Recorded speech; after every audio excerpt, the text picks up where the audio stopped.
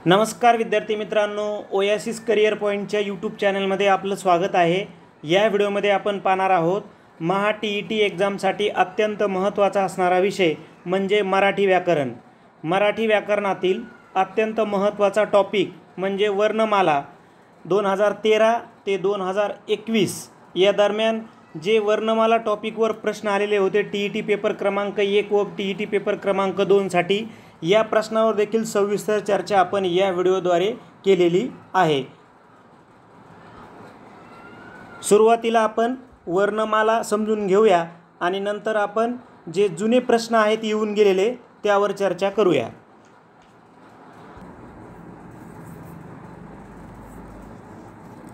आपण आता वर्ण व वर्णमाला म्हणजे नेमकं काय याविषयी माहिती घेऊयात। आपल्या तोंडावाटे निघणाऱ्या मूलध्वनींना आपण वर्ण असे म्हणतो। म्हणजेच आपल्या मुखातून जे मूलध्वनी निघतात त्यांना आपण वर्ण असे म्हणतो। आता या वर्णांना एकत्रितरित्या आपण वर्णमाला असं म्हणतो।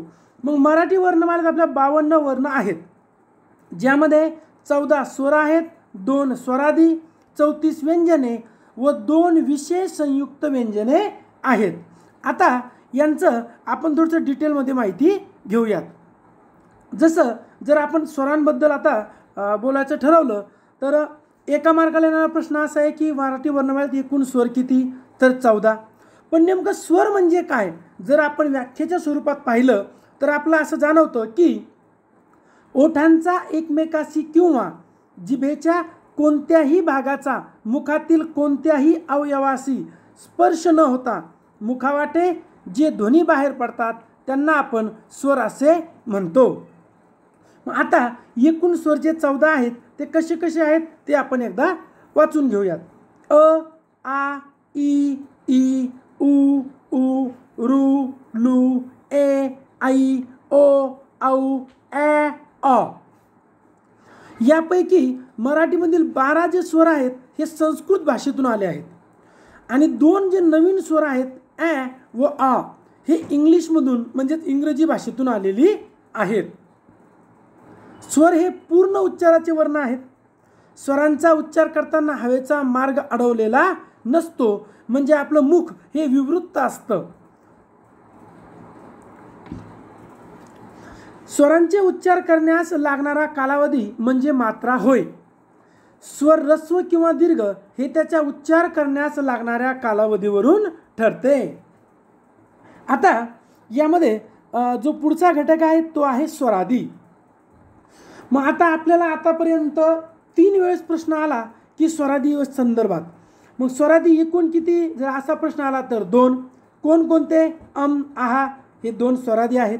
मग स्वरादी शब्दाची आपण फोड करू की स्वरादी म्हणजे स्वर आहे आदी, म्हणजे आरंभ ज्याचा असा वर्ण। आता स्वरादीमध्ये कोण कोण येतं? मग एक येतो अनुस्वार व दुसरा विसर्ग। यांचा उच्चार करताना वर्णाच्या अगोदर स्वर येतो म्हणून त्यांना आपण काय म्हणतो? स्वरादी। जर आपण थोडंसं आणखीन डीपमध्ये विचार केला तर मग अनुस्वार म्हणजे काय आपण त्याविषयी माहिती घेऊयात। कसा लिहितात तिथे लिहून दाखवलंय। स्पष्ट व खणखणीत उच्चारांना अनुस्वार असे म्हणतात। नाकातून होणाऱ्या स्पष्ट म्हणजे आघातयुक्त उच्चाराला अनुस्वार म्हणतात। आता पुढचा यामधला विसर्ग। विसर्ग म्हणजे काय तर श्वास सोडणे होय। आता आपण म्हणतो ना पाण्याचा विसर्ग झाला म्हणजे पाणी सोडलं गेलं, तर श्वास सोडला त्याला आपण म्हणायचं विसर्ग। विसर्गाचा उच्चार ह या वर्णाला थोडा हिसडा देऊन केलेल्या उच्चारासारखा आहे। मग जर आपण वर्णमालेचा थोडासा आणखी डीपमध्ये जर स्टडी केला ओझरता तर कसा कसा होईल तर बघा स्वर किती आहेत? 14। पण त्यांची विभागणी कशी आहे तर ऱ्हस्व स्वर आहेत 6, अ, ई, उ, रू, लू, ए। दीर्घ स्वर आहेत 8, आ, दीर्घ ई, दीर्घ उ, ए, ऐ, ओ, औ, अ। संयुक्त स्वर आहेत 4। संयुक्त स्वर म्हणजे जे 2 मूळ स्वरांपासून बनलेत। जसं ए कसा बनला? अ प्लस ई किंवा दीर्घ ई। आई कसा बनला? आ प्लस ऱ्हस्व ई किंवा दीर्घ ई। ओ कसा बनला? अ प्लस ऱ्हस्व उ किंवा दीर्घ उ। आणि औ कसा बनला? आ प्लस ऱ्हस्व उ किंवा दीर्घ उ। आता याला जर आपण आणखीन थोडंसं परीक्षेच्या दृष्टीनं कसे प्रश्न विचारतात तर सजातीय स्वर किती आहेत जोड्या 3. म्हणजे ज्या स्वरांचा उच्चार एकाच उच्चार स्थानातून होतो त्याला आपण सजातीय स्वर असे म्हणतो. जोड्या किती आहेत 3. अ आ इ ई उ ऊ. विजातीय स्वरांच्या जोड्या किती आहेत 5 ज्यांचे उच्चार भिन्न स्थानातून होतात. अ ई अ उ अ रू इ ए उ ए. नवीन स्वर किती आहेत 2 ॲ अ जे इंग्लिशमधून आलेले आहेत आणि 2 स्वरादी आहा. आता आपण मराठीमध्ये 12 खडी पाहायचो पण सध्या आता किती आहेत 14 खडी. मग 14 खडी का कारण ॲ आणि अ या 2 स्वरांचा समावेश आपण केलेला आहे.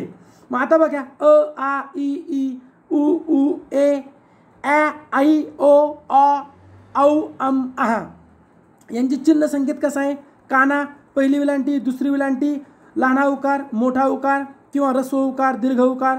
1 मात्रा चंद्र 2 मात्रे 1 काना 1 मात्रा 1 काना आणि चंद्र 1 काना 2 मात्रे अनुस्वार आणि विसर्ग. आपण क का किक्कीनुसार जे लहानपणापासून शिकलो ते पाहूयात. क का की की कु कु के क्या कै क को क कौ कम कहा. थोडंसं व्यंजनाबद्दल बोलूयात आपण आता. काय आहे व्यंजनाबद्दल की व्यंजने ही अपूर्ण उच्चाराचे वर्ण आहेत. त्यांचा स्वतंत्रपणे उच्चार करता येत नाही. व्यंजनांना उच्चार पूर्ण करण्यासाठी स्वरांची मदत घ्यावी लागते जसं की क प्लस अ बरोबर क. अन्यथा व्यंजनाचा उच्चार अपूर्ण आहे हे दाखवण्यासाठी पाय मोडावा लागतो ज्याला आपण हलचिन्ह असं म्हणतो. व्यंजनांना स्वरांत असे म्हणतात कारण त्यांच्या अंती शेवटी स्वर असतो. एकूण व्यंजन 36 आहेत त्यामध्ये 34 व्यंजन आणि 2 विशेष संयुक्त व्यंजन. क ते ह पर्यंतची 33 व्यंजने संस्कृतमधून आली. ळ हा स्वतंत्र द्रविडी भाषेतून आला आणि क्ष आणि ज्ञ ही 2 विशेष संयुक्त व्यंजने आहेत. आता महाराष्ट्र शासनानं जी वर्णमाला स्वीकारली आहे हिचाच तुम्हाला आपण त्या GR मधून शासन निर्णयानुसार ही वर्णमाला आहे की वर्णचिन्हांच्या तक्त्यात वर्णक्रम पुढील प्रमाणे ठेवावा. कसा स्वर स्वरादी व्यंजने विशेष संयुक्त व्यंजने. एखाद्या वेळेस असा प्रश्न येऊ शकतो की महाराष्ट्र शासन निर्णयानुसार वर्णांचा तक्त्यात वर्णक्रम कसा असावा तर तो कसा आहे स्वर स्वरादी व्यंजने विशेष संयुक्त व्यंजन. जे आपण आत्ता पाहिलं तेच इथं दिलेलं आहे. स्पर्श व्यंजनाविषयी जर आपण आता व्यंजनाला थोडं डीपमध्ये अभ्यास केला तर आपल्याला जाणवतो असे प्रश्न परीक्षेत आलेत लगेच आपल्याला पाहायचे कठोर मृदू महाप्राण अल्पप्राण त्याविषयी आपण थोडंसं डिटेल घेऊयात. स्पर्श व्यंजने एकूण 25 आहेत. क पासून म पर्यंतच्या 25 व्यंजनांना स्पर्श व्यंजने म्हणतात. यात कठोर मृदू व अनुनासिकांचा समावेश होतो ते आपण पाहूयात. कठोर व्यंजन आहेत 10. क ख च छ ट ठ त थ प फ ही कठोर व्यंजने आहेत. ज्या वर्णांचा उच्चार करताना उच्चाराची तीव्रता दिसून येते त्या वर्णांना आपण कठोर व्यंजन असं म्हणतो. तदनंतर आहेत मृदू व्यंजने. ग घ ज झ ड ध द ध ब भ ही मृदू व्यंजने आहेत. ज्या वर्णांचा उच्चार सौम्य कोमल मृदू होतो त्यांना आपण मृदू व्यंजने म्हणतो. आता अनुनासिका. मग अनुनासिका म्हणजे काय तर ज्या वर्णांचा उच्चार त्या वर्णांच्या उच्चारस्थानाबरोबरच नासिकेतूनच म्हणजे नाकातूनही होतो म्हणून त्यांना अनुनासिका म्हणतात. ओझरत्या व अस्पष्ट उच्चारांना अनुनासिका असे म्हणतात. किती आहेत 5. कोणकोणत्या न य न न म बरोबर. याला काय वाचायचं न वाङ्मयाचा न याचा उच्चार त्र करायचा नाही. त्र हे जोडाक्षर आहे. त प्लस र प्लस अ हा आहे व्यंजन च गटातील कोणता य. उच्चार कसा करायचा य. पुढे बघूयात आपण. आता शॉर्टकटमध्ये तुमच्या व्हिज्युअलाइज होण्यासाठी ही जी आत्ता माहिती घेतली 25 व्यंजनांची तीच एका डायग्राममध्ये घेऊ की क वर्ग च वर्ग ट वर्ग त वर्ग प वर्ग. कठोर क ख च छ ट ठ त थ प फ. मृदू ग घ ज झ ड ढ द ध ब भ. अनुनासिका आता अनुनासिका कसं आहे, वाङ्मयाचा हा न, य, न, म. ओके, चला पुढे बघूयात. अर्धस्वर, य, र, ल, व ही अर्धस्वर आहेत. मग यांना अर्धस्वर का म्हणायचं? कारण यांची जी उच्चारस्थाने आहे ही अनुक्रमे इ, रू, लू, उ या स्वरांच्या उच्चारस्थानासारखीच आहेत, म्हणून त्यांना आपण अर्धस्वर म्हणतो. अर्धस्वरांचा समावेश मृदू व्यंजनात होतो. पुढे आहेत उष्मे किंवा घर्षके. किती आहेत? 3. श, श, स ही उष्मे किंवा घर्षके आहेत. का? कारण या वर्णांचा उच्चार करताना मुखावाटे जोराने उसासा बाहेर टाकला जातो, म्हणून घर्षण होते व घर्षणामुळे उष्णता निर्माण होते, त्यामुळे त्यांना आपण उष्मे किंवा घर्षक म्हणतात. यांचा समावेश कठोर वर्णात तसेच महाप्राण वर्णात होतो. आता बघा महाप्राण. मुख्य महाप्राण 1 आहे ह आणि एकूण महाप्राण आहेत 14 व अल्पप्राण आहेत 20. ज्या वर्णांचा उच्चार करताना फुफ्फुसातील हवा तोंडावाटे जोराने बाहेर फेकली जाते त्यांना महाप्राण म्हणतात. महाप्राण म्हणजे स्पेलिंगमध्ये इंग्लिशमधला एच येईल, बरोबर. ज्याला च अपवाद असेल CHH तरी होणार नाही, आणि स अपवाद असेल ज्याला फक्त यस येईल. इथे तुम्हाला लिहून दिले मग अल्पप्राण, महाप्राण, अल्पप्राण, महाप्राण, महाप्राण, अल्पप्राण, अल्पप्राण. येते लक्षात? अशा प्रकारे हे आपल्याला लक्षात ठेवायचं आहे. स्वतंत्र वर्ण आहे ळ. हा स्वतंत्र का आहे? कारण तो द्रविडी भाषेतून आलेला आहे. आता विशेष संयुक्त व्यंजने 2 आहेत. कमीत कमी 2 व्यंजने एकत्र आली की त्याला संयुक्त व्यंजन म्हणतात. मराठीत क्ष, ज्ञ ही विशेष संयुक्त व्यंजने आहेत. क्ष, क प्लस श, ज्ञ, द प्लस न प्लस य. आपण स्पेलिंग पाहतो ना, D plus N plus Y आणि K प्लस SH ते. आता आपण थोडंसं एकदा रिवाईज म्हणून पटकन घेऊयात की मराठी वर्णमालेत 50 वर्णांचा कठोर मृदू यावर कशी विभागणी होईल. कठोर आहेत एकूण मराठीत 13. क, ख, च, छ, ट, ठ, त, थ, प, फ, श, श, स. मृदू किती आहेत? स्वर 14, स्वरादी 2 आणि व्यंजने 21. एकूण किती आहेत? 37. चलूयात पुढे.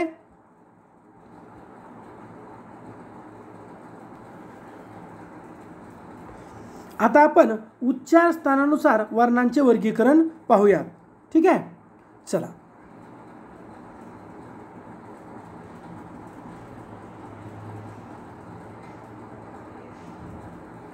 ओके, बघा आता स्वर, व्यंजने, मुखाचा भाग, वर्णाचे नाव. इथं मुखाचे भाग बघा काय? कंठ, तालू, मूर्धा, दंत, ओष्ठ. कंठ प्लस तालू, कंठ प्लस ओष्ठ, दंत प्लस ओष्ठ, दंत प्लस तालू. म्हणजे जेव्हा या वर्णांचा उच्चार होईल तेव्हा मुखातील या भागाला स्पर्श होईल. मग नाव बनेल कंठ, तालव्य, मूर्धन्य, दंत, ओष्ठ, कंठ तालव्य, कंठोष्ठ, दंतोष्ठ, दंत तालव्य. कंठे आहेत 9, तालव्य 9, मूर्धन्य 9, दंत 8, ओष्ठ 7, कंठ तालव्य 3, कंठोष्ठ 3, दंतोष्ठ 1, दंत तालव्य 4. आता बघा स्वर कसे कसे आहेत, व्यंजन कसे कसे आहेत. आडवी वाचन आपल्याला करायचं आहे. स्वर बघा अ, आ आणि विसर्ग.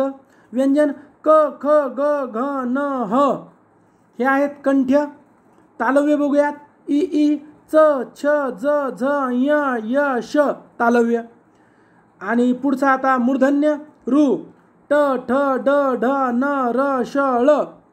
दंत्य पहा लू, त, थ, द, ध, न, ल, स. ओष्ठ्य उ, उ, प, फ, ब, भ, म हे ओष्ठ्य आहेत. कंठ प्लस तालव्य ए, आई, ॲ. कंठोष्ठ ओ, आऊ, आ.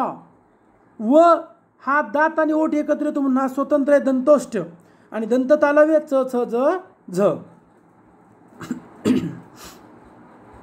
आता मागील पेपर 1 व पेपर 2 मध्ये मागील 7 वर्षात जे प्रश्न आले त्यांच्यावर चर्चा करूयात. बघा कंसात लिहिलंय तो प्रश्न कधी आलाय.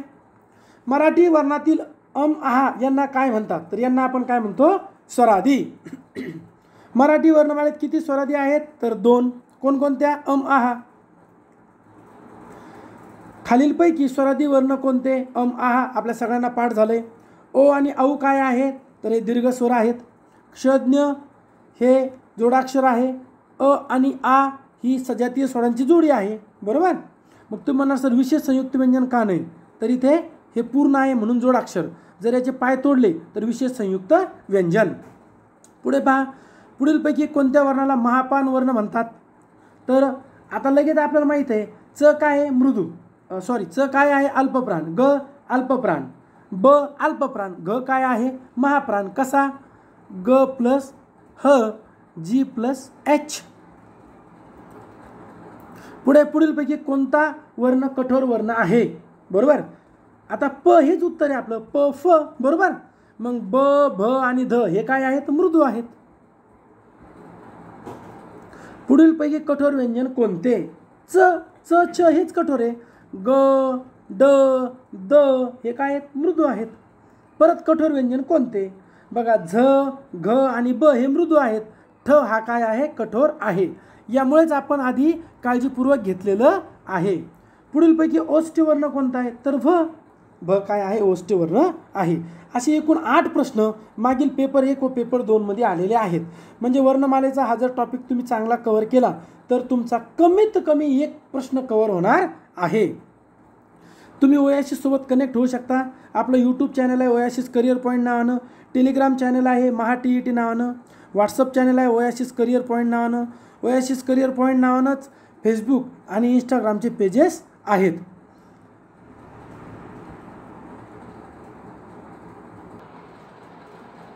येणाऱ्या TET एक्झामसाठी आपण एक सराव पेपर सिरीज घेत आहोत दोन्ही पेपरसाठी, ज्यामध्ये आम्ही पेपर क्रमांक 1चे 5 प्रश्नपत्रिका आणि पेपर क्रमांक 2च्या 5 प्रश्नपत्रिका घेत आहोत.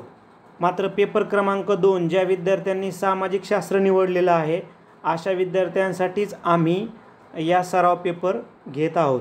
तुम्हाला कसं जॉईन करता येईल हे पेपर तर 98 23 24 71 91 या नंबरला फोनपे किंवा गुगल पे फीस पे करायची आहे आणि तिथं नाव येईल ओएसिस करिअर पॉईंट किंवा गणेश विश्वनाथ गुजर अर्थात फोनपे गुगल पे नेम. तो स्क्रीनशॉट फीस पाठवलेला याच नंबरला व्हॉट्सअप करायचा आहे. पेपरचं स्वरूप समजून घ्या. पहिला जो पेपर आहे या पहिल्या पेपरमध्ये मराठी व्याकरणाचे 30 प्रश्न विचारले जातील, इंग्रजी व्याकरणाचे 30 प्रश्न, बालमानसशास्त्र व अध्यापनशास्त्राचे 30 प्रश्न, गणिताचे 30 प्रश्न आणि परिसर अभ्यासाचे 30 प्रश्न. अशी 150 प्रश्नांची आपण एक पेपर घेणार आहोत. आणि पेपर 2मध्ये पण सेम मराठी व्याकरण 30 प्रश्न, इंग्रजी व्याकरण 30 प्रश्न, बालमानसशास्त्र व अध्यापनशास्त्र 30 प्रश्न आणि सामाजिक शास्त्रे 60 प्रश्न. ठीक आहे. तर या पद्धतीनं पेपरचं स्वरूप असणार आहे. तर 150 प्रश्नांचा एक पेपर, असे प्रत्येक पेपरचे आम्ही 5 पेपर घेणार आहोत. त्याचं विश्लेषण सुद्धा तुम्हाला व्हिडिओद्वारे आम्ही पाठवणार आहोत. म्हणजे पेपर क्रमांक 1चे 5 PDF पेपर तुम्हाला व्हॉट्सअपला पाठवले जातील खालील वेळेप्रमाणे. पेपर क्रमांक 1ची फीस असणार आहे 400 रुपये, ज्यामध्ये तुम्हाला 25 व्हिडिओद्वारे विश्लेषणसुद्धा पाहायला मिळेल. एका पेपरचे 5 व्हिडिओ या पद्धतीनं तुम्हाला एक पेपर म्हणजे TET पेपर क्रमांक 1चे 5 व्हिडिओ, 5 पेपरचे 25 व्हिडिओद्वारे तुम्हाला विश्लेषण देण्यात येईल. पेपर क्रमांक 2 सुद्धा तुम्हाला PDF स्वरूपामध्ये पाठवल्या जाईल. मात्र पेपर क्रमांक 2 अशांनीच नोंदणी करा जे सोशल सायन्ससाठी किंवा सामाजिक शास्त्रासाठी दुसरा पेपर देत आहेत. तर यामध्ये सुद्धा तीच सेम प्रोसेस आहे. 20 व्हिडिओद्वारे तुम्हाला ते विश्लेषण देण्यात येणार आहे. दुसऱ्या पेपरची सुद्धा फीस 400 रुपये आहे. जर जे विद्यार्थी दोनही पेपर जॉईन करणार आहेत आमच्याकडं तर अशा विद्यार्थ्यांना 700 रुपये फीस असेल. ठीक आहे. त्यानंतर इथं आता तारखा दिलेल्या आहेत. तर तारखामध्ये TET पेपर क्रमांक 1च्या स्वतंत्र तारखा आहेत या दिलेल्या, म्हणजे 24 सप्टेंबर, 9 ऑक्टोबर, 17 ऑक्टोबर, 25 ऑक्टोबर आणि 2 नोव्हेंबर. आणि TET पेपर क्रमांक 2च्या स्वतंत्र आहेत 25 September, 11 October, 19 October, 27 October, 5 November. या प्रत्येक तारखेला तुम्हाला सकाळी 11 वाजता PDF पेपर येईल व्हॉट्सअपला, जे फीस पे करतील त्यांना. त्याच दिवशी 2 वाजता आन्सर की येईल आणि त्याच दिवशी संध्याकाळी तुम्हाला विश्लेषणाचे व्हिडिओ येतील.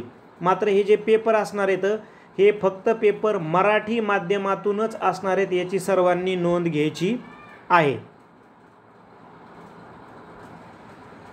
व्हिडिओ आवडला तर लाईक करा, आपल्या मित्रांना शेअर करा. त्याचबरोबर ओएसिस करिअर पॉईंटचं यूट्यूब चॅनल सबस्क्राईब करा. धन्यवाद.